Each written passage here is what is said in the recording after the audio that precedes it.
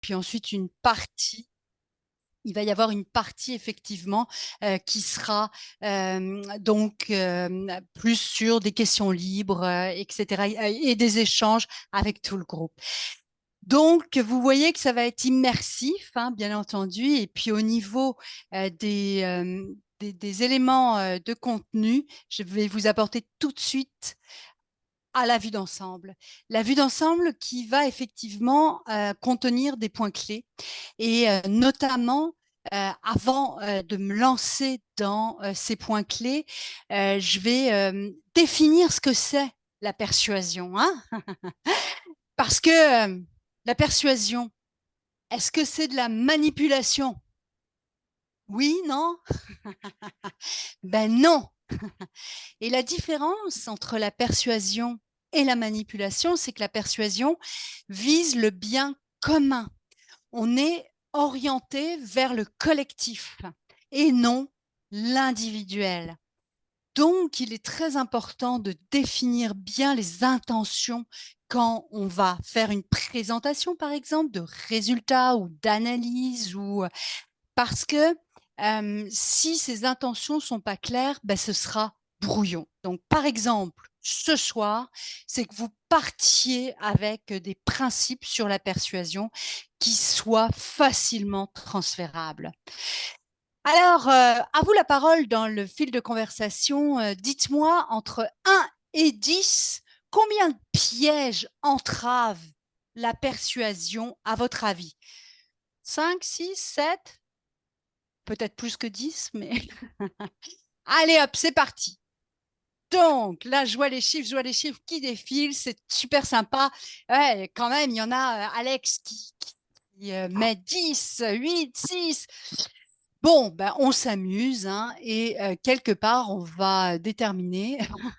Il y a sept pièges vraiment à la persuasion, parce que ces sept pièges, si on n'en prend pas conscience, ben, on peut tomber dedans ou effectivement un petit peu ben, couper les coins ronds, et puis on n'aura pas l'influence positive et constructive que l'on recherche. Et c'est ça la définition de la persuasion. Donc, c'est vraiment avoir une intention pour le bien commun. Et des fois, on parle aussi de persuasion éthique, hein, et parce que effectivement, ça requiert de l'honnêteté, de la transparence aussi. Et grâce à la persuasion, on peut obtenir l'aval de collaborateurs, ou l'allocation de ressources, ou l'adhésion aux échéances, ou donc effectivement l'adhésion, bien entendu, au changement. Alors, donc dans les intentions, c'est vraiment difficile, c'est vraiment très important de les préciser. Puis les 7 pièges que je vais vous énumérer, c'est souvent qu'on va trop vite dans le contenu, hein, et puis donc on oublie aussi ben, le savoir-être. On veut aller vite parce qu'on manque de temps, bien entendu. Alors ça, c'est vraiment le premier piège, parce qu'on ne met pas la table. Puis si on ne met pas la table, il n'y aura pas un espace de collaboration qui sera bienveillant. Alors, c'est important de mettre la table, soit par un brise-glace, ou par l'intérêt qu'on peut démontrer envers les autres. Alors, deuxième piège, c'est la communication déficiente. Si effectivement on communique très très peu, on ne peut pas persuader quelqu'un, parce qu'on va atterrir comme un cheveu sur la soupe, et puis on va arriver avec nos gros sabots et quelque part, ben, on va être dans le champ, parce que les personnes vont nous écouter qu'à moitié. Troisième piège, le déséquilibre dans la dynamique. Si vous laissez s'instaurer cet état de fait, eh bien, la persuasion sera plus difficile, parce que la dynamique de groupe dans vos équipes de travail, ben, elle est vraiment importante. Et elle doit être teintée de ce qui s'appelle la bénévolence. C'est quoi ça? Du bénévolat? Presque, non? Donc en fait, la bénévolence, c'est vouloir le bien. Et ça doit toujours être notre leitmotiv, ce qui nous conduit. Donc, il faut vraiment faire attention au déséquilibre dans la dynamique de groupe et puis veiller à ce que justement tout le monde soit impliqué, tout le monde soit partie prenante et qu'ils aient l'occasion aussi de s'exprimer. Et ça, je vais vous inviter à poser plus de questions dans vos présentations aussi. Comme tout à l'heure, donnez-moi un chiffre entre 1 et 10, combien de pièges entravent la persuasion. C'est rigolo, puis c'est juste pour participer, mais c'est ça. Alors le quatrième piège, c'est vraiment l'absence de reconnaissance. Et ça, on peut le faire à tous les niveaux. C'est pas juste un chef de projet ou c'est pas juste un directeur de projet. C'est tout le monde envers tout le monde. Et quand on établit ça, eh bien, il y a vraiment une volonté donc qui va s'inscrire de participer à un engagement qui va être plus fort. Je suis rendue à combien là? Bon, je vais voir si vous écoutez. Cinquième piège, donc faire l'autruche. Quand on voit des choses passer, puis on fait l'autruche, puis on lève pas la main parce qu'on a peur du pouvoir d'un tel, on a des craintes, non pas de représailles, mais que ce soit mal interprété, etc. Donc ça, on va vraiment en reparler. Le sixième et avant-dernier, donc c'est les agendas cachés. Donc c'est sûr que ça, c'est un piège à la persuasion parce que quand on apprend ça dans l'équipe, c'est plutôt difficile après de faire confiance. Et dernier élément donc de piège, c'est prendre pour acquis. Prendre les choses pour acquis. Alors, qu'est-ce que je veux dire par là, prendre pour acquis? C'est que en fait, vous pensez que votre interlocuteur a compris ce que vous vouliez exprimer. Je vous invite à mettre oui ou non dans le fil conversationnel par rapport au fait que vous validez ou pas la compréhension de vos propos. Oui ou non. Est-ce que vous validez à chaque fois quand vous présentez les résultats d'une analyse, des fois, oui, ouais, super, tant mieux, merveilleux. Donc là, ça nous souvent excellent, parfois. Voilà, oui, pas toujours. Ben oui, on le reconnaît, c'est bon. Non, mais il faudrait, j'adore. Il y a de l'honnêteté dans l'air là, cool. Bon, alors donc quelque part, on voit qu'effectivement, ça va être un élément super important. Et ça va se faire comment, à votre avis? Par des bonnes questions. Et l'effet d'entraînement que je mentionne au deuxième point, c'est que effectivement, nous avons dans l'effet d'entraînement par le biais de la coalition, euh, la possibilité de se faire des alliés aussi dans le groupe. C'est-à-dire avant que vous fassiez une grosse présentation avec les résultats de votre analyse ou avec des propositions et tout ça, allez donc sonder en sous-marin. Vous connaissez l'expression? Sous-marin? Alors sous-mariner. Allez-y. Parce que quelque part, ça va vous donner l'heure juste. Puis avant que vous soyez dans l'eau chaude, ça vous orientera. Puis en plus, vous reconnaissez à la personne que vous sondez, vous lui reconnaissez du pouvoir et vous lui donnez de l'importance. Donc, c'est vraiment super. Alors, se souvenir, donc effectivement, que sonder, ça va être super important. Puis la coalition, c'est certain que c'est avec des alliés, ça peut être aussi avec notre sponsor, mais ça peut être aussi avec différentes personnes. Alors, le contexte d'intelligence artificielle, à votre avis, en quoi ça peut faciliter la persuasion en 2024? Vous pouvez lever la main, on est moins, enfin, on est une vingtaine, donc là, je peux prendre les interventions. Je ne les vois pas toutes, alors si j'ai un coéquipier comme Martin ou Alex ou Kaoula, donc est-ce qu'il y a Une des mains question. levées? Oui, non, Oui, une question du public. En fait, est-ce que merci. ces 7 pièges, ils sont mentionnés quelque part dans ta présentation? Alors, il faut que je sois utile, parce que si tout est mentionné, il n'y a plus besoin que je sois là à animer.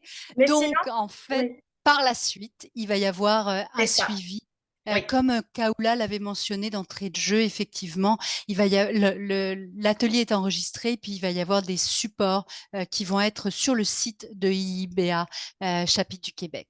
Donc, merci pour la question. Donc, au niveau du contexte d'intelligence artificielle, ce que je voulais vous emmener à voir, c'est que effectivement, ça va être très, très facile d'avoir des arguments, d'avoir de l'information, d'avoir mais votre crédibilité en tant qu'humain pour persuader, c'est justement de questionner, de valider les sources et de ne pas prendre pour du cash toutes les informations qui seront partagées par les recherches que vous pourrez effectuer. Alors, ce qui est intéressant dans le contexte 2024 au niveau de l'intelligence artificielle, c'est que vous pourrez vous baser sur des informations génériques et vous pourrez effectivement creuser là-dessus. Est-ce qu'il y en a qui levez la main et puis ça, la main virtuelle, ceux qui donc effectivement utilisent déjà l'intelligence artificielle pour différentes raisons, pas juste convaincre ou persuader. On en voit quand même quelques-uns, oui. Donc, merci. OK, donc pas tant que ça, mais quand même quelques-uns. Oui, oui, oui. Bon, ben, c'est OK. Alors, ce qui est important, c'est qu'effectivement, l'humain doit faire la différence dans ce contexte-là, au niveau de l'intelligence artificielle, puis donc mettre en place un cadre d'intervention avec une gouvernance aussi. Et l'indication des sources est vraiment recommandée, donc d'indiquer quand vous partagez de la documentation que effectivement elle est issue de l'intelligence artificielle. Alors maintenant, passons aussi à d'autres éléments qui sont importants dans la base de persuasion. Donc, la base de persuasion, c'est mettre en place des conditions gagnantes. Alors, quand on veut persuader, vous pouvez répondre dans le fil conversationnel. Donc, n'avez-vous pas l'impression quelquefois que c'est un monologue, oui ou non?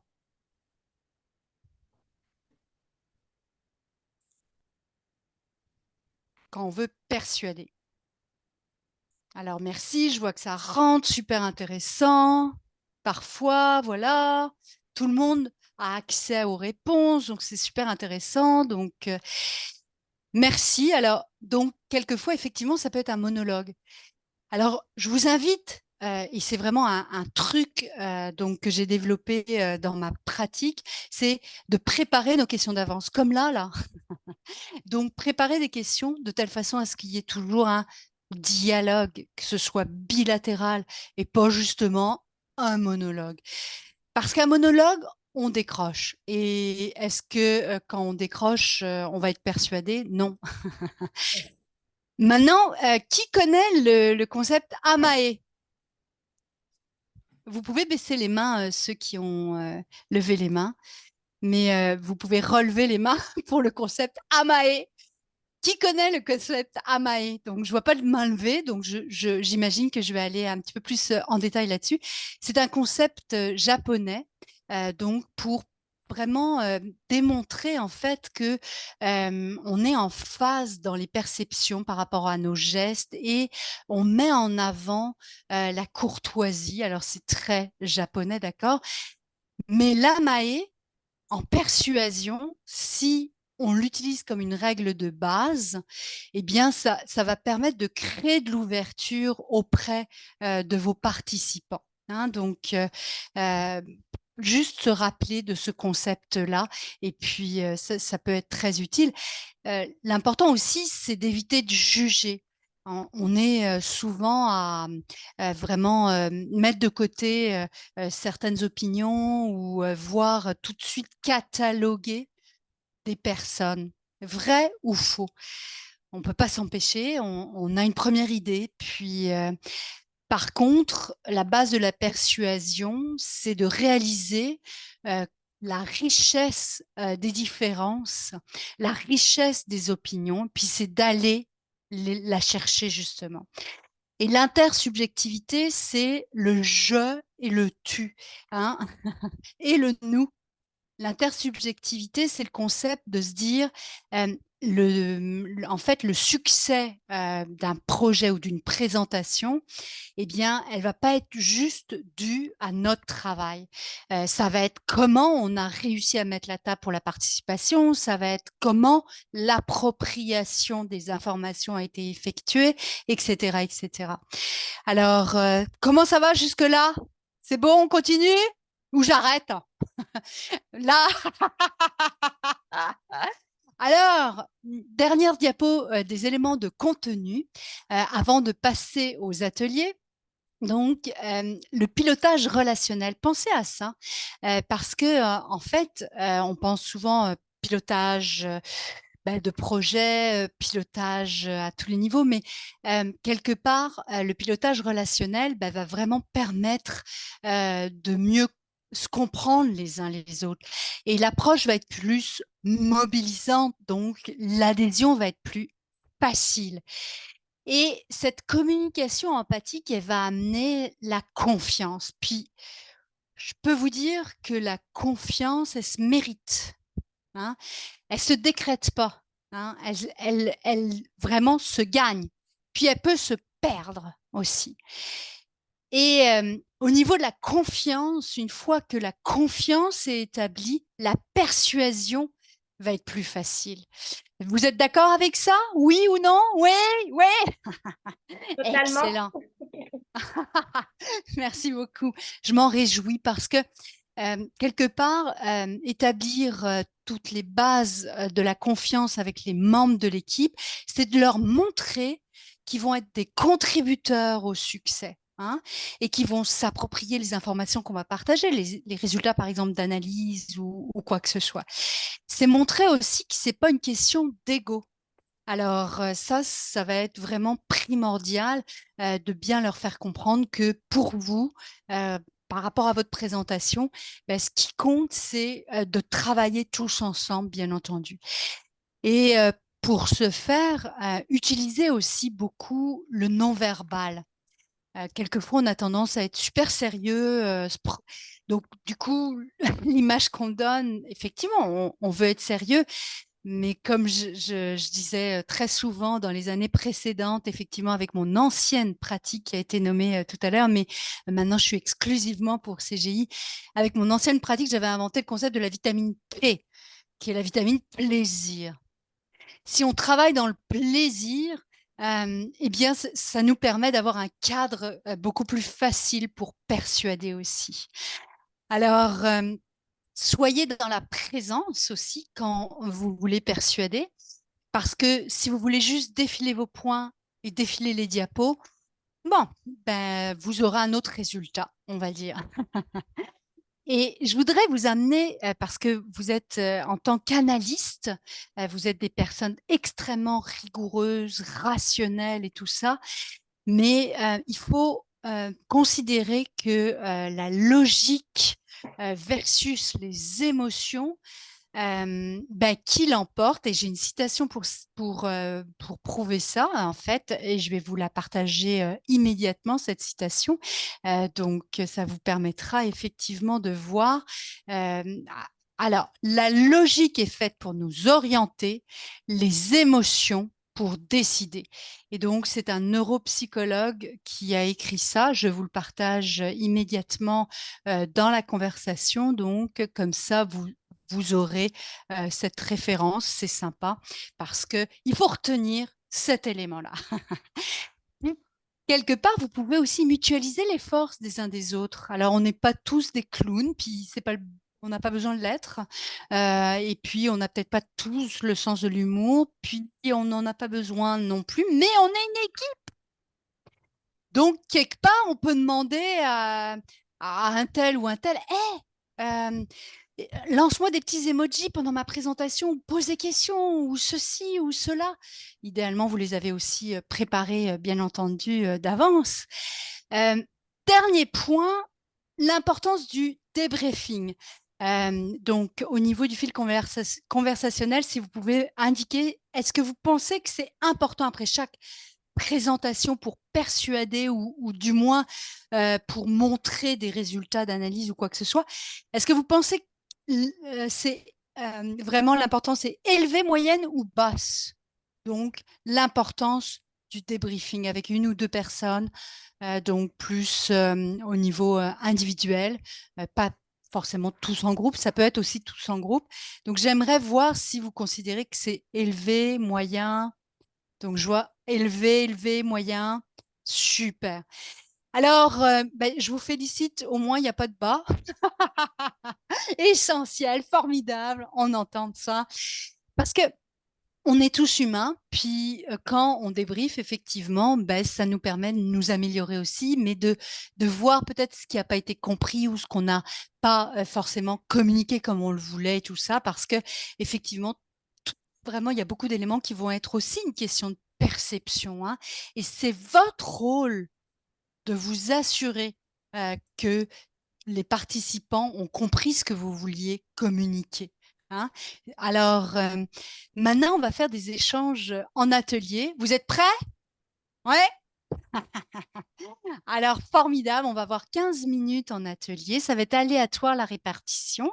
Et puis, on va échanger sur ce point, c'est-à-dire que quand on veut persuader, ben, quelles solutions on pourrait mettre en place pour obtenir un effet d'entraînement que j'appelle des fois l'effet piscine. Vous savez, les piscines en rond quand on court quand l'été, là. Donc, et puis on se laisse porter. Alors, dans la salle, vous serez avec des personnes que vous connaissez pas forcément, mais j'aurais besoin d'un volontaire porte-parole qui va rapporter de l'information par la suite. Donc, au total, on va passer 15 minutes dans les salles.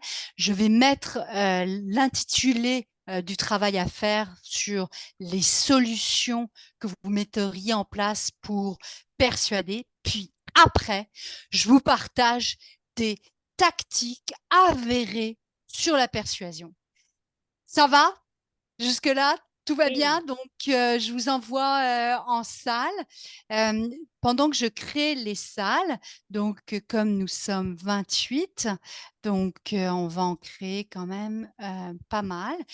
Pendant que je les crée, euh, pensez déjà peut-être comment vous allez l'aborder ou est-ce que vous voulez être porte-parole ou quoi que ce soit.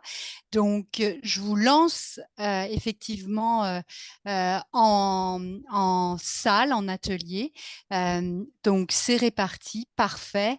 Et puis, donc là, vous nous revenez dans 15 minutes. Vous n'avez absolument rien à faire. C'est moi qui vais vous rappeler. Donc, je vais aussi passer de salle en salle.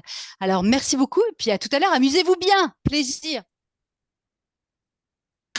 Merci.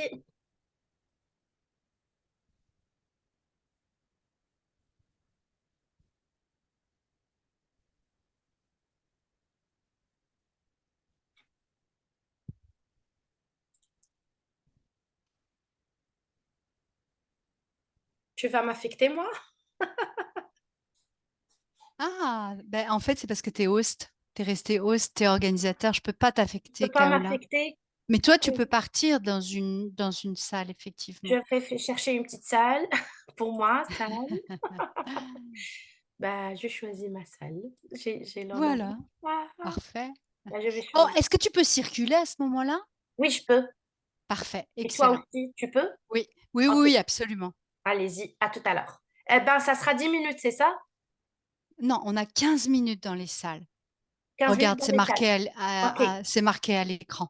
ok, à tout à l'heure. À tout à l'heure, Kaola. Ah, oh, Oula qui vient de se joindre à nous. Oui. Salut. Salut, je vais penser avec vous. Bah, Ah, rejoindre la salle. Allô? Bonjour Kaloua. Bonjour. Je sais pas comment j'étais dans une autre salle. Je sais pas comment ça. C'est toi, Là, tu Vincent? enregistres, Ouais, Guillaume. tu enregistres le breakout. Là. Ok, à tout à l'heure. Oh, Continuez. Mais Béatrice, Oui, Chali. on a besoin de toi. On veut juste s'assurer là, parce Bien. que on se rappelait pas. Briser la glace et qui veut commencer pour les techniques de persuasion? Alors, un porte-parole d'une des 5 salles. Vas-y, Alex. Alors, je me lance. Je ne sais pas dans quelle salle j'ai été, mais je sais que je suis responsable de la salle, alors porte-parole de la salle. Alors, Merci. on avait d'abord connaître les participants, si c'est possible, en avance, avoir une idée de à qui on va s'adresser avec le plus de détails possible. Puis là, on parlait aussi d'éléments de personnalité, donc pas juste qu'est-ce qu'ils font. Donc, si c'est possible, par exemple, on s'adresse à une équipe de travail, prendre du temps avec le gestionnaire en avance pour identifier soit des ambassadeurs, des gens qui sont proactifs, qui habituellement sont intéressés par la nouveauté, par exemple, mais aussi des réfractaires, s'il y a certains comportements qui sont plus des gens qui amènent des résistances plus souvent. Donc, essayer vraiment de cibler les ambassadeurs et les gens qui pourraient poser peut-être problème au niveau de la persuasion. J'aime pas le terme problème, mais on comprend ce que je veux dire, je crois. Les réfractaires plutôt. Et si c'est possible, s'adresser à certains joueurs clés en avance pour bien cibler leurs besoins. Bien entendu, il faut maîtriser notre sujet sur le bout des doigts, être convaincu pour être convaincant, puis informer en avance les gens qu'on va s'adresser à eux, puis peut-être les points de discussion aussi, envoyer des questions, essayer d'intéresser notre auditoire en avance. C'est ce qu'on avait sorti pour le moment. Bravo, sincèrement, good job là, un travail intense en quelques minutes. Alors félicitations à l'atelier, à ce premier groupe. Qui veut se prononcer? Nadia pour le deuxième groupe.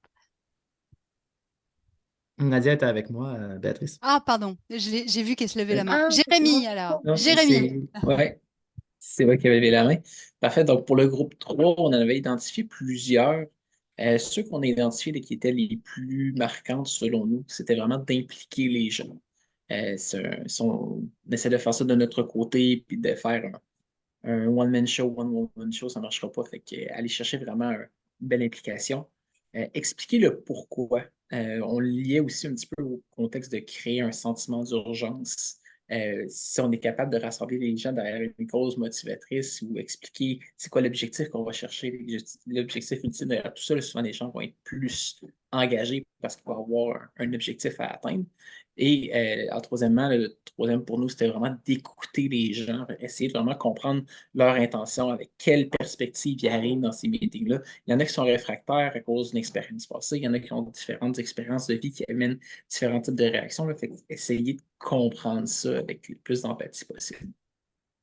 Super, mon Dieu, le groupe 3 apporte aussi d'excellents éléments. Alors, est-ce que le groupe 2, groupe 4, alors je vois des mains levées, donc Nathalie. Je me souviens pas du numéro de notre groupe, là. Puis désolée, je n'ai pas de caméra, j'ai un bris de caméra cette semaine. En fait, le point le plus important qu'on a relevé, nous, c'est de poser des questions ou faire poser des questions aux gens, de vraiment ouvrir la communication, d'utiliser la méthode inversée là, de participation, de restituer un petit peu le pouvoir à notre auditoire, là, si je pourrais dire. Donc, pour qu'il y ait un meilleur échange, être à l'écoute vraiment des gens, des parties prenantes et de leurs préoccupations. C'est la principale stratégie là, qu'on a mis de l'avant. On a aussi discuté du fait d'être préparé, de connaître son sujet, puis arriver à être persuadé soi-même. Fait que si on est confiant de ce qu'on veut véhiculer, ben, je pense qu'il va y avoir peut-être une bonne absorption du sujet ou une bonne participation. Et puis, il y a aussi la stratégie de présenter la solution en premier. Fait qu'on arrive, on met ça tout de suite sur la table parce que souvent, les gens veulent savoir directement où tu vas en venir avec ton truc. Fait de présenter la solution et ensuite expliquer la démarche qui a amené à cette solution-là. C'est ce qu'on a discuté. Très bien, merci beaucoup à votre groupe, Nathalie. Splendide, je me réjouis de la richesse de tout ce partage. Et maintenant à Guillaume et après Mona Sophie. Ben moi, je reprends du pouce sur le dernier commentaire qui a été mis. Nous, on y va avec l'approche inverse, c'est-à-dire qu'on ne présente pas l'objectif final en premier, mais on voulait peut-être y aller par palier, question d'y aller progressivement, puis d'être à l'écoute, donc en obtenant une rétroaction constante là, du feedback en continu, on va dire, ben, on serait capable d'ajuster notre discours pour peut-être arriver à mieux persuader. Et donc, on a parlé aussi de la même chose que les autres, préparer des questions à l'avance, de tendre la main et aussi de se montrer ouvert aux propositions qui seraient divergentes de la nôtre. Donc, déjà pour mettre en confiance. Ça résume pas mal là, nos éléments. Magnifique, magnifique aussi, très beaux éléments, et là, je trouve que ça montre toute la richesse, de travailler en groupe et en équipe. Donc, on va avoir, Mona Sophie maintenant qui va représenter, son groupe. Oui, groupe 2. Ben, je me permets, en fin de compte, je me dis, j'ai pris quelques notes, puis j'espère être bonne Super, pour retransmettre. certaine. Et puis, mais ça rejoint beaucoup là, ce que les autres groupes ont dit. Alors, mais non, c'est ça, il y a été question justement de consulter, et puis consulter dans le sens que peut-être aller par des questions, voir un peu qu'est-ce qu'ils apporteraient comme solution. Et puis parfois, ben, c'est ça vient même qu'à les amener vers ce que nous, on avait comme objectif. Donc, tu sais, amener les gens à participer dans la solution, à trouver la solution. Et puis donc aussi, là, c'est faire en sorte qu'ils en arrivent à peu près au même objectif que nous. Après ça, ben, créer un climat de confiance qu'on a parlé, il en a été question tantôt, puis par la préparation, et puis effectivement, là, c'est ça, maîtrise du sujet, puis apporter même un certain leadership aussi, parce que si on est en maîtrise, ben, les gens vont avoir tendance à avoir confiance aussi dans ce qu'on dit. Mettre en contexte, je pense que c'est important de justement là, de dire où est-ce qu'on s'en va, expliquer pourquoi on le fait, donner un sens. C'est un peu tout là, qu'est-ce qui vient aider à faire comprendre et puis avoir l'adhésion aussi, c'est quand on veut persuader comme ça. Se baser sur le factuel, apporter des statistiques, des chiffres aussi qui vont comme, peut-être aussi, c'est ça, c'est aider à persuader ou encore à amener du réel. Puis ensuite de ça, on a parlé aussi de nuances entre confiance et puis convaincre. Tu sais, en fin de compte, c'est certain que si on est convaincu, on arrive probablement entre convaincre et puis persuader. Donc, si on est convaincu, vraiment, on y arrive à mieux persuader. Je pense avoir fait un résumé. S'il manque quelque chose, n'hésitez pas dans mon groupe. C'est C'est bon, splendide, c'est splendide, merveilleux. Merci beaucoup, et je suis certaine que tout le monde a pris, en tout cas, connaissance de tous ces éléments qui vont les aider, les soutenir dans effectivement leurs objectifs de persuasion lorsqu'ils doivent présenter. Quelquefois aussi, c'est présenter d'une telle manière à ce qu'on reparte, à ce que les participants repartent avec des idées claires sur le sujet, et la prochaine étape va être facilitée, hein. Donc, c'est aussi quelquefois comme ça, parce que persuader, ça peut aussi fonctionner en escalier, hein. Donc, si on a la possibilité, ça peut être une très bonne chose aussi. Alors, je vous avais promis quelque chose, et je livre. Je livre les techniques vraiment de persuasion, et sachez aussi que je différencie les principes plus généraux comportementaux, hein, donc des compétences de leadership, des compétences de communication, d'écoute active, etc., etc. Tandis que ces techniques que je vais vous montrer, c'est vraiment comme des recettes, d'accord? On y Catherine, va, c'est oui? tu as encore 10 minutes pour conclure la conférence et on passe au panel, s'il te plaît. Oui, tout à fait. Donc, on est là-dedans. Merci beaucoup. Alors, les techniques de persuasion, c'est de démontrer de la valeur. Donc, démontrer de la valeur, c'est de voir en quoi ce qu'on apporte va être utile pour notre auditoire, hein. Donc, maintenant, il y a un groupe, c'est le groupe 3 qui l'a cité, la création du sentiment d'urgence. C'est une technique au niveau de la persuasion aussi, et ça peut aider à débloquer, à faire avancer, à convaincre quand on met des délais, hein. Donc c'est important. Maintenant, il y en a, d'autres personnes peut-être l'ont évoqué aussi, mais la pratique, donc pour augmenter la confiance en soi, mais la pratique comme des dry runs, ça va être vraiment une technique de persuasion essentielle, parce que les éléments seront bien ficelés dans la présentation et vous aurez préparé des questions et il y aura une alternance de rythme qui est très importante aussi, hein. Donc, on ne doit pas être monocorde, par exemple. Le débit a aussi donc une importance très importante. Enfin, donc, c'est vraiment, ça joue un grand rôle, c'est ça que je veux dire. Le débit, donc plus on accélère, plus on montre qu'on a du stress, plus on parle calmement, plus ça va être facile de démontrer qu'on est en maîtrise. Au niveau des techniques de persuasion aussi, on peut faire ce qui s'appelle la démonstration de la preuve. La démonstration de la preuve, c'est montrer des expériences passées qui ont été fructueuses. Donc, montrer notre expertise aussi. C'est pas pour se péter les bretelles, mais c'est pour indiquer que ça a déjà fonctionné et avec succès, avec brio. Donc, merci en tout cas. Vous avez bien complété toutes les solutions, les idées pour pouvoir persuader pour le bien commun, sans manipulation, bien entendu. Et maintenant, on va aller plus sur le panel avec nos pros. Alors, je vais juste m'assurer d'une petite chose au niveau du panel. Donc, excellent. Alors, superbe.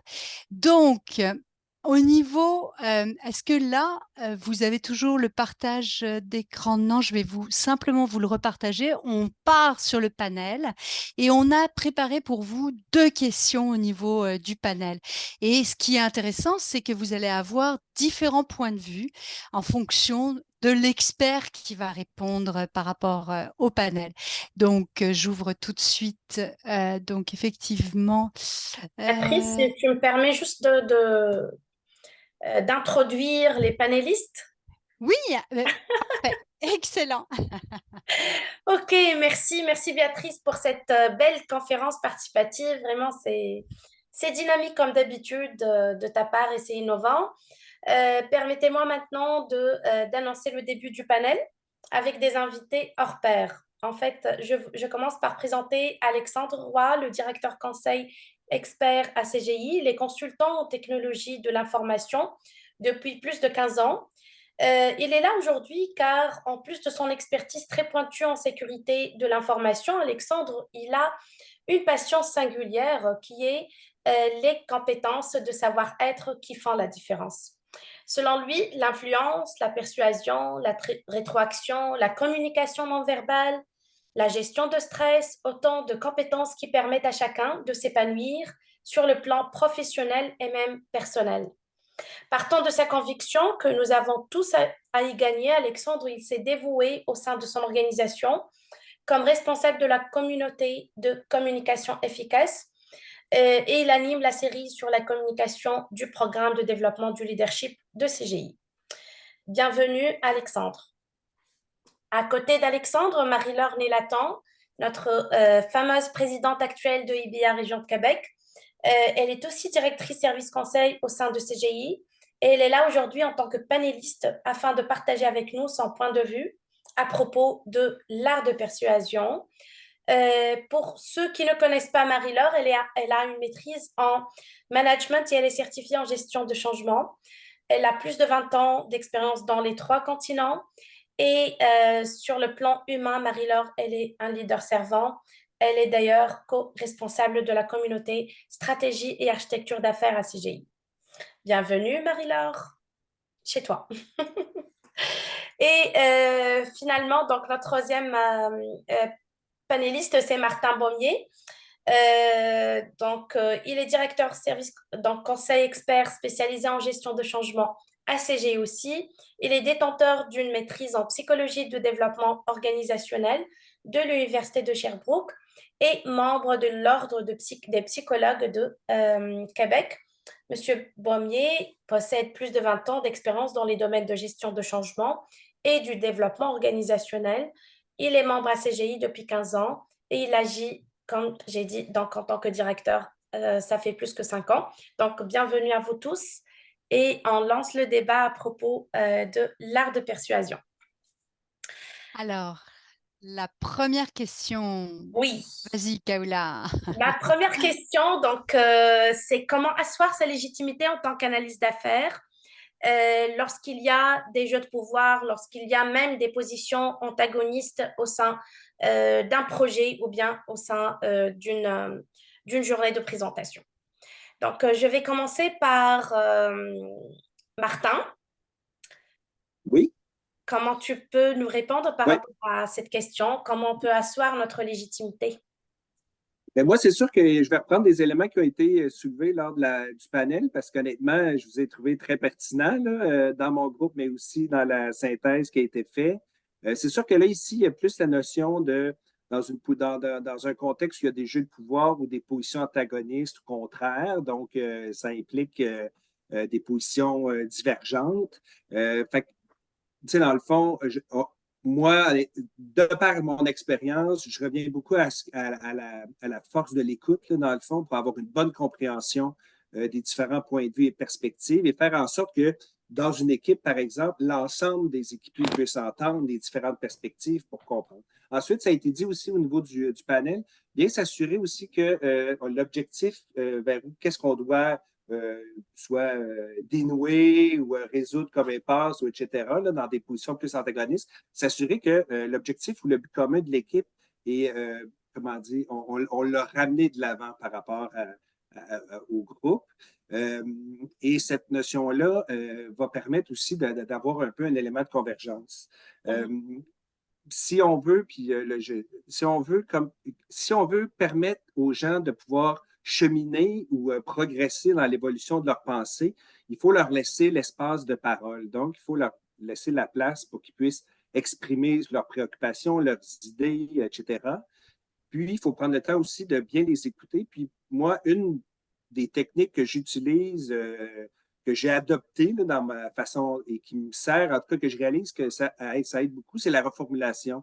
Souvent, je m'assure de reformuler une perspective pour bien comprendre, premièrement, mon interlocuteur. Fait que là, je m'assure que je comprends bien ce que tu as dit en reformulant. Puis en même temps, ben, ça a l'effet aussi chez l'autre ça a l'effet de sentir qu'il a été entendu et compris. Et souvent, je remarque que la personne vient à préciser et même nuancer son propos, souvent suivant une reformulation qui l'amène à cheminer par rapport à ça.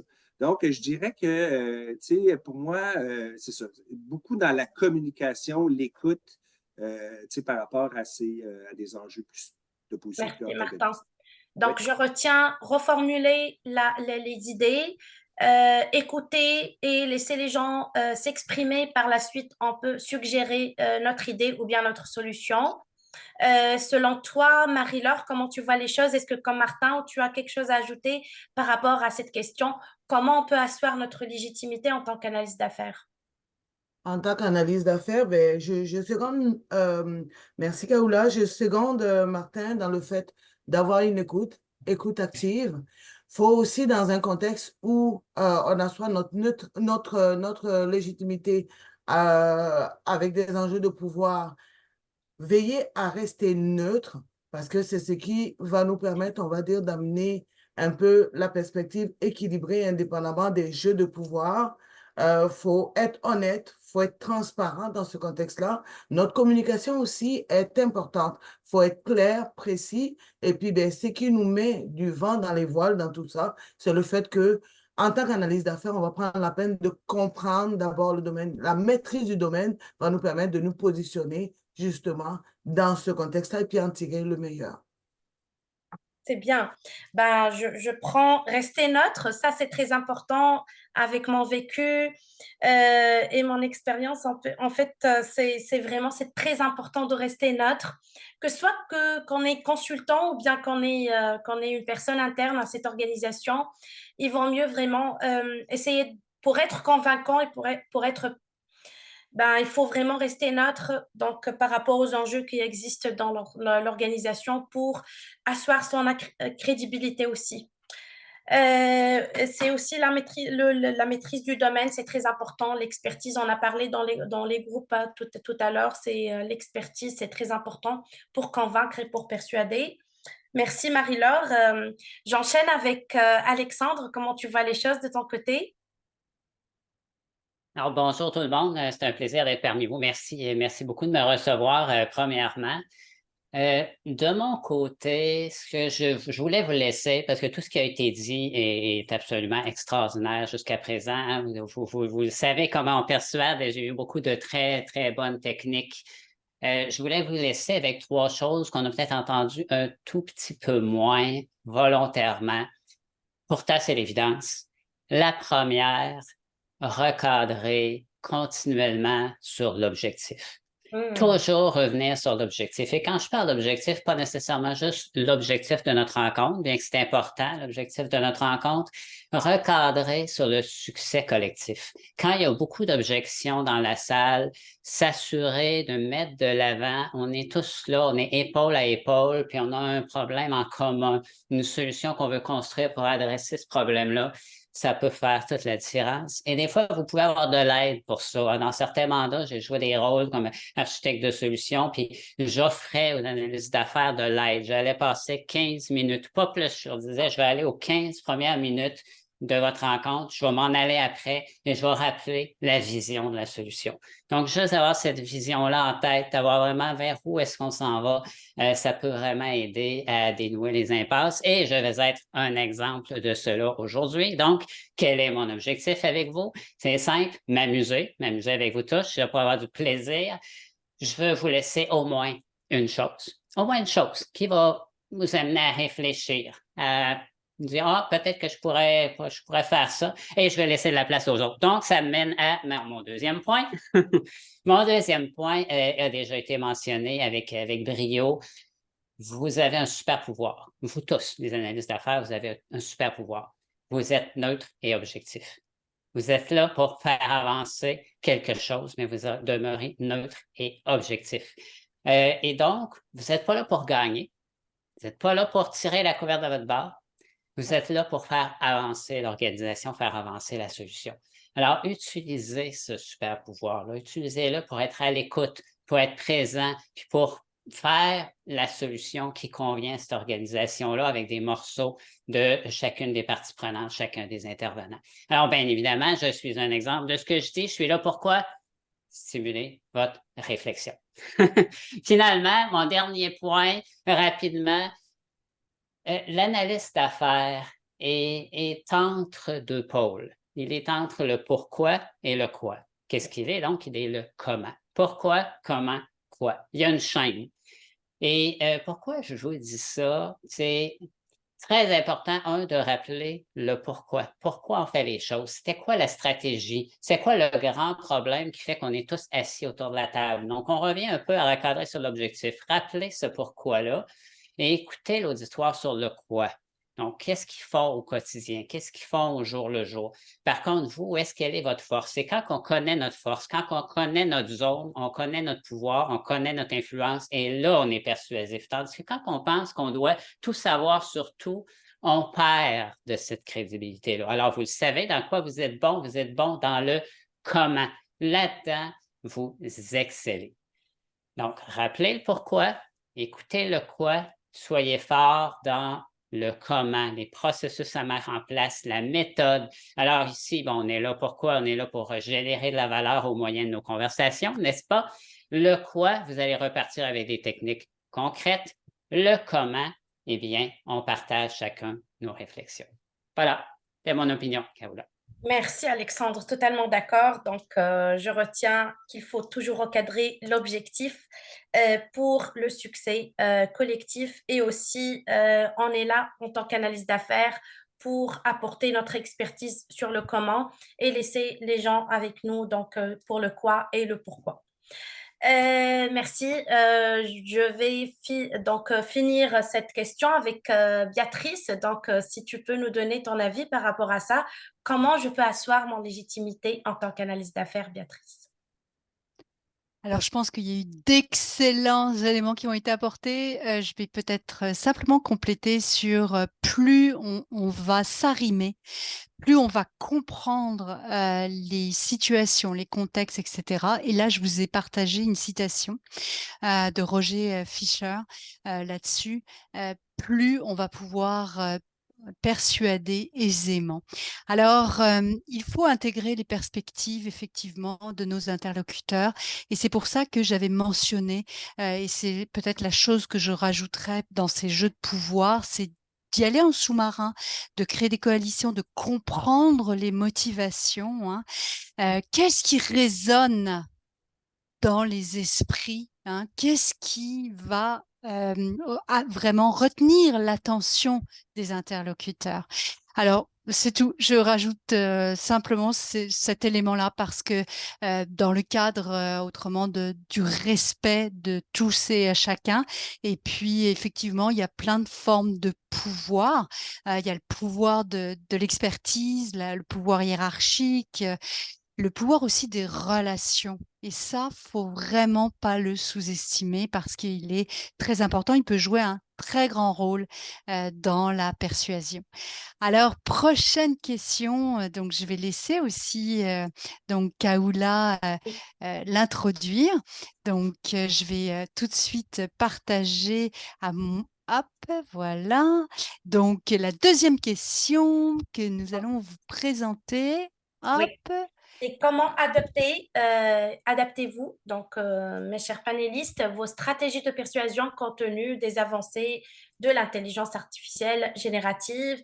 Donc, on entend beaucoup parler de l'intelligence artificielle, mais comment on peut s'adapter par rapport à ça, comment on peut vraiment être convaincant et persuasif compte tenu des avancées de ce qui se passe sur le plan de l'intelligence artificielle. Je vais commencer par Alexandre parce que vraiment, je sais que ce sujet, il excelle là-dessus. Excel, c'est fort, mais ça me passionne. Oui. Alors, je me suis abonné effectivement à ChatGPT il y a quoi, 11 mois, dès que ça l'a sorti. Et depuis que ça existe, je l'ai ouvert sur mon poste à tous les jours et je me fais un devoir à tous les jours, de semaine comme de week-end, de m'en servir au moins une fois par jour pour que ça devienne un réflexe, ça devienne un outil qui est naturel dans ma façon de fonctionner. Comment vous pouvez vous en servir, autant de quelle que soit l'intelligence artificielle générative que vous pouvez utiliser aujourd'hui, là, autant les images que le texte, mais on va parler de ChatGPT parce qu'il est plus connu, plus fréquent aussi dans notre domaine. À peu près partout, honnêtement, à peu près partout. Je m'en sers pour l'exploration, ça c'est évident. Je pense qu'on peut l'utiliser pour se donner des idées, faire des recherches, s'inspirer, avoir des métaphores. Ça c'est fascinant. La création, on peut s'en inspirer pour rédiger. Honnêtement, à date, je n'ai jamais utilisé le résultat qui m'a produit, mais ça m'a toujours aidé à raffiner. On peut l'utiliser pour traduire, ça ne serait pas surpris de ça. Ce que je trouve personnellement le plus utile, c'est en mode édition, en mode, tu sais, on a toujours voulu, des fois on est là, hein, puis on est dans Teams, puis on regarde notre liste, puis on dit, bah, qui je pourrais déranger aujourd'hui parce que j'ai besoin de quelqu'un juste pour rafraîchir ce cerveau-là, tu sais. J'ai besoin d'échanger des idées avec quelqu'un. Ben là, vous avez un ami imaginaire, je vous dis, ma conjointe qui est un petit peu jalouse. Donc, on peut s'en servir pour éditer ce qu'on fait ou avoir, tu sais, dit, hey, telle idée, qu'est-ce que tu en penses? Puis là, bien évidemment, il faut lui demander d'être critique parce qu'autrement, il nous dit tout le temps que c'est une super bonne idée. Il faut lui demander d'être critique. Ensuite, on peut l'utiliser en passant pour la préparation à la tenue elle-même de la rencontre. Donc, vous pouvez, et je l'ai fait pour diverses, comme ici, aujourd'hui même, l'une des choses que j'ai fait, c'est de demander quel genre de questions pourraient être posées dans une rencontre sur la persuasion, puis et de ChatGPT de me fournir une liste de questions qui potentiellement peuvent être posées dans un contexte comme celui-là. Donc, on peut l'utiliser pour anticiper les questions de nos parties prenantes. On peut l'utiliser pour les simuler. Si je te fournis tel sujet, qu'est-ce que tu en ferais? Et dernière astuce, parce que je veux absolument m'en tenir à ce que j'ai dit et laisser la parole. Dernière astuce, ChatGPT fonctionne super bien si vous lui donnez un modèle. Donc, si vous avez un modèle de persuasion en tête, par exemple, Béatrice nous a fourni un certain nombre d'éléments qu'on pourrait construire comme un modèle, dites-lui, voici mon modèle, maintenant, voici mon sujet, qu'est-ce que tu en penses selon le modèle? Et il va exceller. Il est super bon pour partir d'un modèle et nous fournir de l'inspiration. Je me tais parce que je pourrais en parler 2 heures. Merci Alexandre. Donc, je passe à Marie-Laure. Donc, qu'est-ce que tu en dis par rapport à l'intelligence artificielle et comment on peut adapter nos stratégies de persuasion? Alexandre a dit beaucoup de choses. Qui dire de Oui. plus, Alexandre? Faut pas oublier le postulat de base que l'analyse d'affaires, c'est une bébite qui pose des questions. C'est une bébite qui est tout le temps en apprentissage et qui cherche à apprendre de nouvelles choses. Quoi de plus motivant, de plus stimulant que ChatGPT ou Copilot ou Bart ou tout ce qu'on peut avoir comme compagnon ou ami imaginaire. On avait déjà des amis imaginaires, là, on en trouve plus avec lesquels discuter. Donc, ce qu'on fait aussi, c'est quand on arrive dans un mandat pour comprendre le domaine, on cherche de l'information, beaucoup d'informations, on fait beaucoup de recherches, on cherche de la donnée. Là, ce que ça nous permet, ça nous évite le syndrome de la page blanche. Et puis, ben, en termes de présentation, Alexandre, moi, je suis allée essayer, en lui disant rien, dire, fais-moi une présentation sur tel.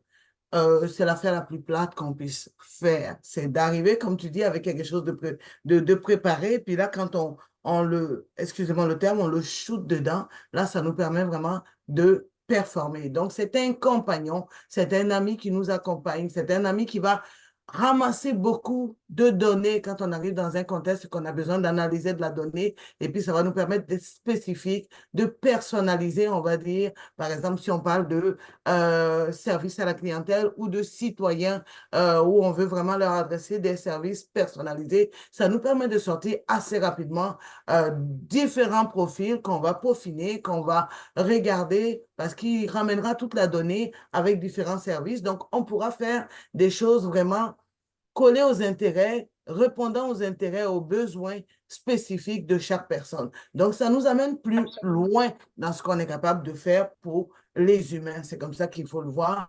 Ça nous permet d'expérimenter aussi, d'expérimenter différents scénarios, différentes choses, plus de choses qu'on aurait fait à l'habitude. Et puis, ben, c'est de l'apprentissage continu. Plus on va le nourrir, plus on va apprendre de choses et plus on va grandir parce que nous, c'est qui est un de nos pouvoirs, super pouvoir, comme dirait Alexandre, en plus de l'écoute, c'est grandir, grandir, grandir, sortir de notre zone de confort en se stabilisant, bien sûr, mais dans un monde où on parle de VICA. On est dans un monde qui bouge incessamment, donc avoir quelque chose qui nous accompagne, qui bouge, qui nous amène des idées, ça nous permet, je pense, d'aller plus loin, de déployer nos ailes et puis de vraiment donner le meilleur de nous. C'est un compagnon et non celui qui va nous dicter la conduite à tenir. Et puis surtout, il va nous permettre de travailler sur la valeur. On fait souvent plein de tâches, on va dire, qu'on trouve répétitives, sans valeur ajoutée. Là, lui, il nous permet de pousser et puis de réfléchir sur vraiment ce qui va apporter de la valeur. Et puis surtout, ça nous permet d'innover parce qu'on a plus de temps pour ça. On est allé plus vite que ce qu'on aurait fait. Peut-être on aurait passé un mois, plusieurs semaines à recueillir de l'information pour pouvoir faire une analyse. Ça nous amène toute l'information, donc ça nous permet de faire le tri et puis aussi d'amener plus loin la valeur qu'on veut apporter aux organisations. Ok, merci Marie-Laure. Donc, si je comprends bien, ton idée, c'est que l'intelligence artificielle, elle nous aide à innover et à concevoir une nouvelle façon de persuader qui est l'innovation et de proposer de la valeur avec l'intelligence artificielle. Plus de valeur, plus spécifique. Oui. Parfait. Et j'enchaîne ici avec Martin. Je veux l'avis d'un psychologue.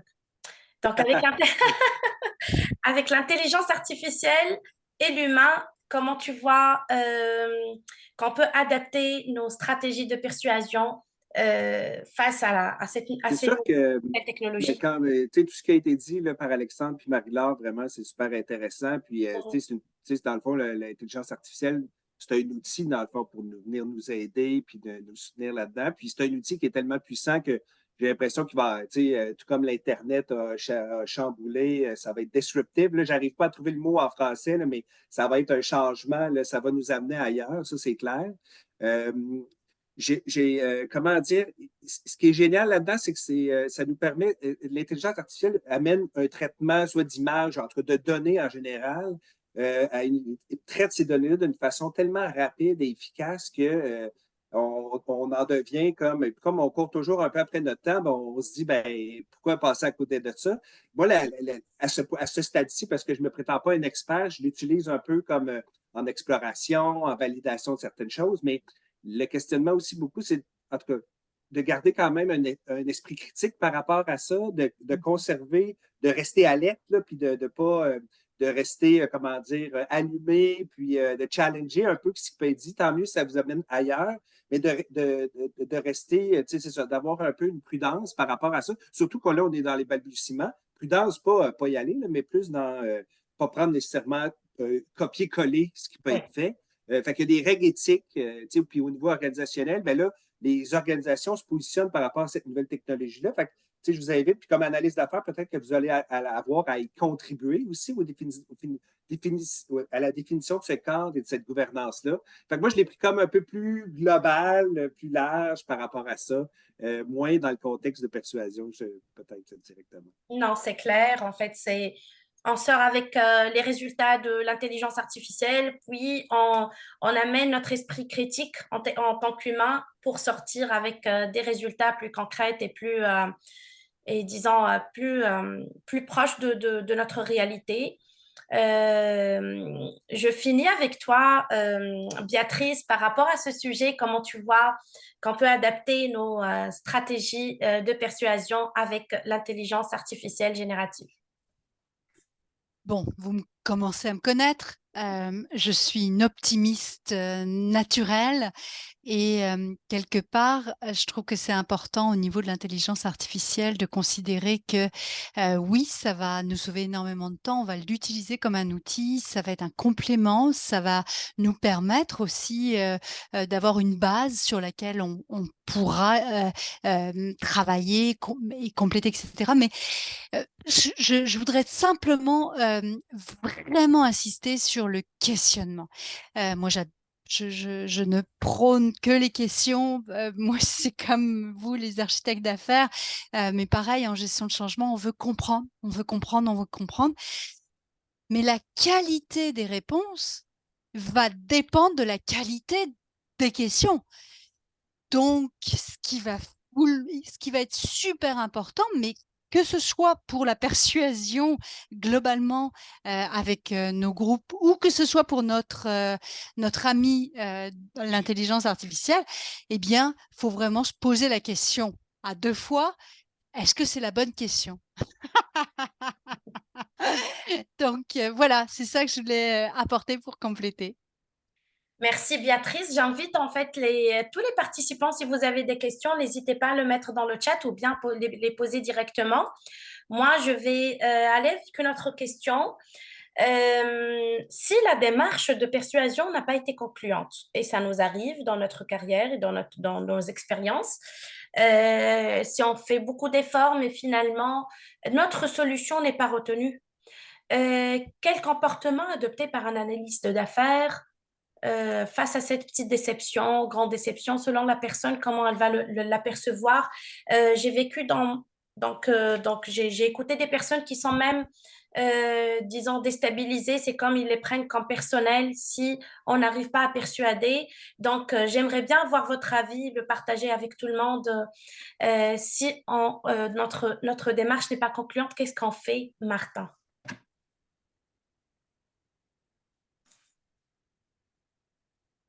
Tu m'interpellais directement. Oui, je commence par toi. OK.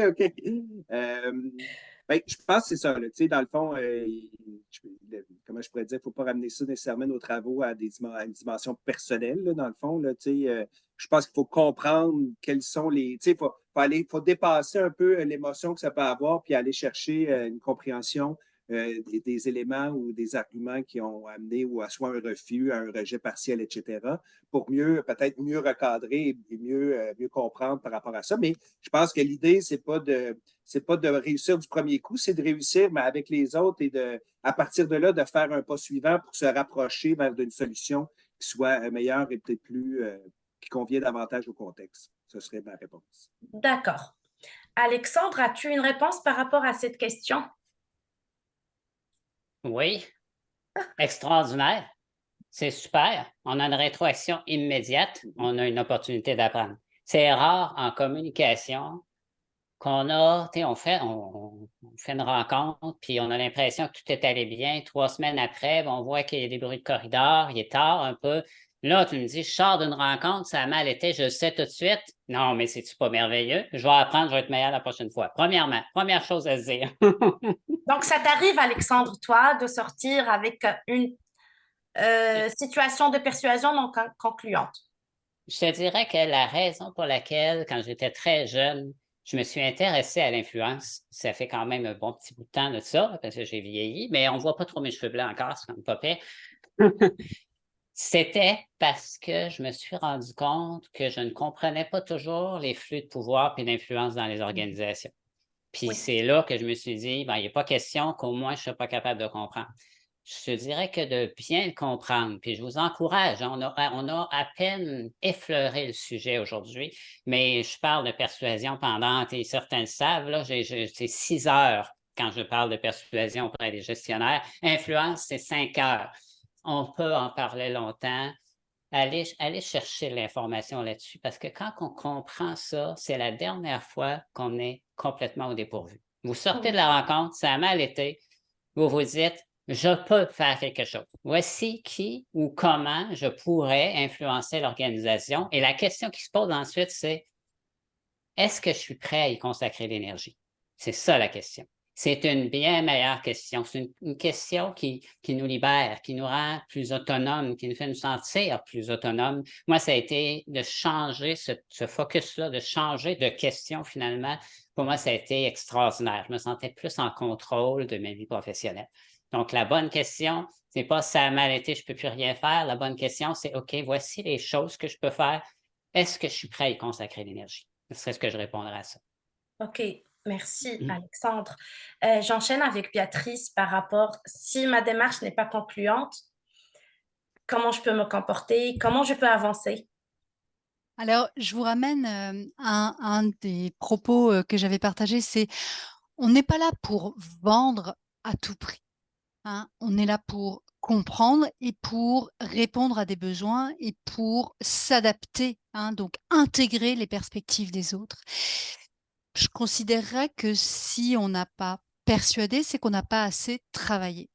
C'est un peu cruel, mais je reste intimement convaincue du fait que la persuasion, c'est un travail qui ne peut pas se faire en un coup de cuir à peau ou avec une baguette magique, là, d'un coup, comme ça, et qu'on va persuader. Parce que c'est pas parce que j'aime les fraises au chocolat que la personne en face va l'aimer. Et l'autre fois, je travaillais sur un atelier bénéfice, avantage-bénéfice, et j'ai pris l'exemple d'un vélo. Comme je fais des triathlons, j'avais acheté un beau vélo, aluminium galvanisé ou je sais pas quoi. Enfin bon. Ben justement, le vendeur il me donnait toutes les caractéristiques de cet acier-là. Et pensons que dans nos gestions, on est souvent comme ça, on est dans la logique, dans les caractéristiques. Il n'a jamais pensé à le bénéfice, l'avantage. Par exemple, il me disait oh, ça pèse 1 kg 200. J'invente, je ne me rappelle plus.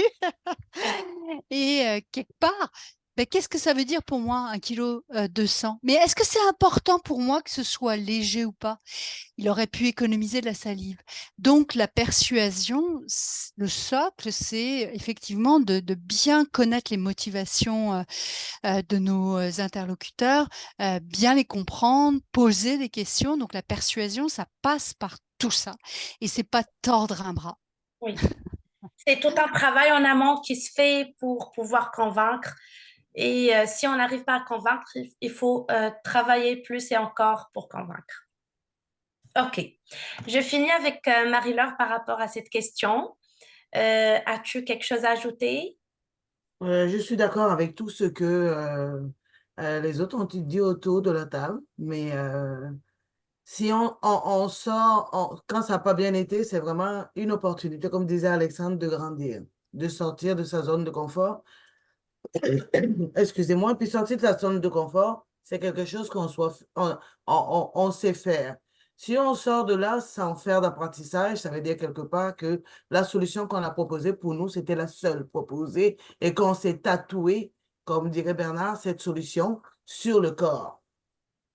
Faut pas se tatouer, il faut apprendre à embrasser la problématique, à adorer, à tomber amoureux de la problématique ou du besoin à répondre qu'on a à traiter, et puis c'est dire qu'on n'est pas infaillible. Du moment qu'on n'est pas infaillible, quand on sort de là, qu'est-ce qu'on a manqué? C'est ce qu'on se dit. Et puis si on se dit qu'est-ce qu'on a manqué, qu'est-ce qu'on n'a pas fait, qu'est-ce qu'on n'a pas amené, on se repose des questions, on est des bébés à questions, on se repose des questions, et en regardant ça, au contraire, on va apporter plus de valeur et puis une nouvelle perspective à laquelle on n'a pas pensé, aller plus loin dans la valeur qu'on ajoute aux clients. C'est comme ça que je le verrai. Donc, je le prendrai avec humilité et puis je dirai comment je fais pour grandir, puis comment je fais pour amener autre chose, comment je fais pour les amener plus loin. Merci Marie-Laure.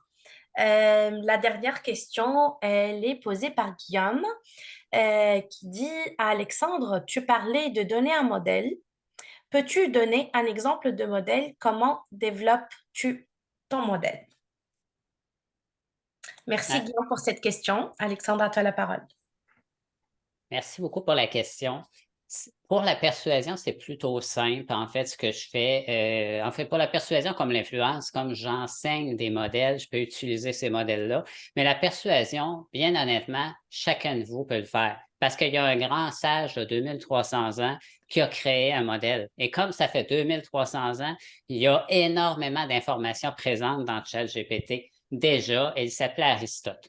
Donc, demandez à ChatGPT, « Hey, ChatGPT, parle-moi donc du modèle de persuasion d'Aristote. Parle-moi de telos, kéros, ethos, logos et pathos. » Ce sont les 5 grands moyens de persuasion. Vous allez voir, ChatGPT, et demandez-lui d'être bref parce que sinon, il va consommer la moitié de vos tokens juste à vous expliquer le modèle. Demandez-lui d'être bref. Il va vous sortir ces 5 moyens de persuasion-là, il va créer un modèle. Et là, je vous donne toute une astuce en passant. Hein? Faites-le ce soir, testez-le, vous allez voir ce que ça donne. Vous lui demandez et il va vous décrire un modèle existant. Maintenant qu'il l'a fait, il a le modèle en tête. Question suivante. Voici ma situation, j'aurais besoin de persuader. Pourrais-tu utiliser ce modèle-là et me fournir une argumentation raisonnable? Fournis-moi, exemple, 3 éléments que je pourrais utiliser pour chacun des 5 moyens, mécanismes de persuasion tels que décrits par Aristote. Et ensuite, prenez un bon verre de vin parce que c'est le bonheur total. Donc, voici, réponse. On peut faire la même chose pour l'influence. On peut faire aussi la même chose à chaque fois qu'il y a un modèle existant dans un domaine en particulier que vous connaissez. Moi, je travaille en sécurité, donc les modèles sont quand même assez fréquents. Il y a des lois, etc. Donc, je suis capable d'amener ChatGPT à intégrer un modèle, puis ensuite, je peux lui poser des questions par rapport à ce modèle-là. C'est une manière extraordinaire de faire. Alors, j'espère, Guillaume, que ça répond à ta question. Merci pour la question. Est-ce que ça répond à ta question, Guillaume? Oui, merci.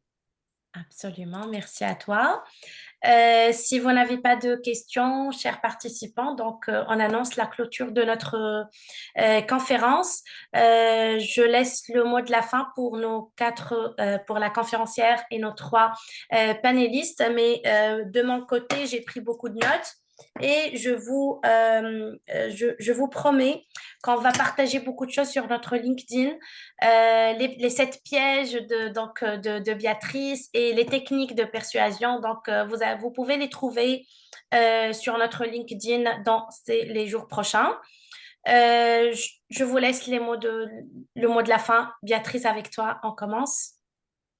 Parfait, avec grand plaisir. Je vais remercier IIBA de nous avoir invités à partager ces éléments-là, mais je vous remercierai encore plus d'avoir participé parce qu'effectivement, on a pu construire quelque chose tous ensemble sur la persuasion et c'est comme ça, effectivement, que l'appropriation, elle est plus facile. Alors, je me permets simplement de réitérer ces remerciements et de vous inviter à mettre en application quelques éléments, mais notamment sur la notion de compréhension partagée, c'est-à-dire la validation. Est-ce qu'on est compris? Est-ce qu'on est sur la même longueur d'onde? Est-ce qu'on est au diapason, hein? Donc ça, c'est vraiment important. Puis le climat de confiance, c'est le socle de la persuasion, hein. Quand on a confiance en vous, en votre expertise, en votre façon de mener les choses, en votre fiabilité, par rapport à votre rigueur, etc., eh bien, on va vous suivre par rapport aux recommandations. Et donc, je pense que tout ça, quand c'est fait dans le respect, avec la clarté des intentions, la reconnaissance, vous allez être amené à effectivement persuader votre auditoire, vos interlocuteurs. Et n'oubliez pas, je vais vous partager aussi dans la conversation, il y a une théorie qui s'appelle FIRO, donc qui est basée sur l'inclusion, le respect de la différence et au contraire la recherche de la différence. Le dernier élément, donc c'est vraiment l'ouverture, l'absence de jugement. Alors, merci beaucoup pour votre écoute, pour votre intérêt. Et puis, on compte sur vous pour mettre tout ça en application, pour pouvoir rentabiliser votre investissement de temps ce soir. Merci, Béatrice. À toi la parole, Alexandre. Alors, je vous dirais, dans le domaine de la vente, et Béatrice nous a fait quelques allusions sur le domaine de la vente. Alors, elle a sûrement déjà entendu, on dit souvent, on aime acheter, mais on n'aime pas qu'on nous vende. On aime acheter, mais on n'aime pas qu'on nous vende. Mhm. Alors, la persuasion, c'est quelque chose de merveilleux. C'est changer l'attitude et le comportement des gens au moyen juste de nos mots, juste de notre discours, dans une atmosphère de libre choix. Ça, on l'a répété souvent, dans une atmosphère de libre choix. Donc, on stimule l'engagement des gens. C'est-tu pas extraordinaire? C'est-tu pas ce que vous voulez tous faire? Et non seulement ça, mais en tant qu'analyste d'affaires, vous êtes outillé pour le faire. Parce que vous avez les bons réflexes, vous avez les bonnes préoccupations, vous avez une préoccupation pour votre auditoire, vous avez une préoccupation pour l'objectivité, pour la neutralité, vous êtes à la bonne place pour faire ça. Alors moi, c'est simple, hein, mon mot de la fin, je vous encourage à persuader beaucoup. Persuadez-moi, persuadez autour de vous. Merci beaucoup. Merci, Alexandre. Martin? Oui, merci à tous. Dans le fond, ça a été très intéressant. J'ai beaucoup apprécié cette rencontre-ci. Moi, j'ai envie de vous dire, dans le fond, au niveau de la persuasion, je pense qu'il faut se connaître, savoir qui on est puis comment on réagit. Et il faut aussi, dans le fond, simplement aussi être curieux de l'autre, de rentrer en relation avec l'autre avec bienveillance pour être en mesure. Et ce climat-là, ou en tout cas cette relation-là, va créer des conditions pour favoriser d'une certaine façon la persuasion ou en tout cas le bâtir le bien commun. Merci, Martin. Je passe le mot de la fin pour Marie-Laure et elle va finir pour clôturer la conférence en tant que présidente. Merci, Kaoula. Il ne faut pas oublier qu'on parle de persuader. En tant qu'analyse d'affaires, on va toujours pour répondre à un besoin, on va toujours pour satisfaire une problématique ou arriver à amener plus loin des humains. Donc, pour les amener là, il faut les comprendre, il faut connecter avec. On reste neutre en restant neutre. Donc, on n'a pas de parti pris a priori, puis de toute façon, on écoute. On reste à l'écoute. En restant à l'écoute, on ne peut que bien faire. Et puis, avoir à cœur d'amener notre client vraiment loin. C'était mon mot de la fin. Et j'en profite pour vous remercier. Remercier tous nos participants d'avoir pris la peine de venir nous écouter. On va vite, la vie va vite. Il y a plein de choses que vous auriez à faire, que vous avez laissées pour vous retrouver là. Je vous remercie d'avoir pris la peine de venir nous écouter.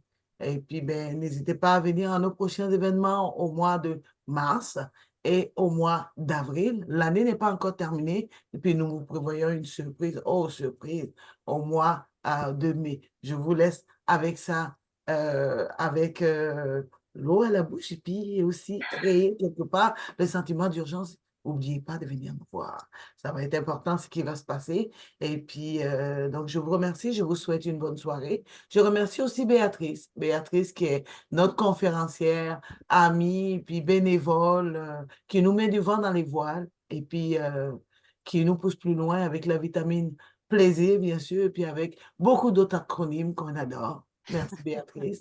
Merci Alexandre. Alexandre qui est l'un de nos chouchous par ses capacités humaines et puis par ses capacités, même s'il dit, il le nie, par ses capacités de nous comprendre, de comprendre ce que est notre ADN, et puis d'être toujours, on va dire, aligné avec ce qu'on s'attend à voir, et puis nous pousser en nous envoyant vers cette ouverture qu'on a toujours, voir plus loin. Merci Martin d'être venu nous voir, et puis on espère que c'est pas la première. Ce n'est pas que la première, il y en aura d'autres, et que tu auras plaisir à voir un événement à dire, oh, j'aimerais ça participer à ce thème-là.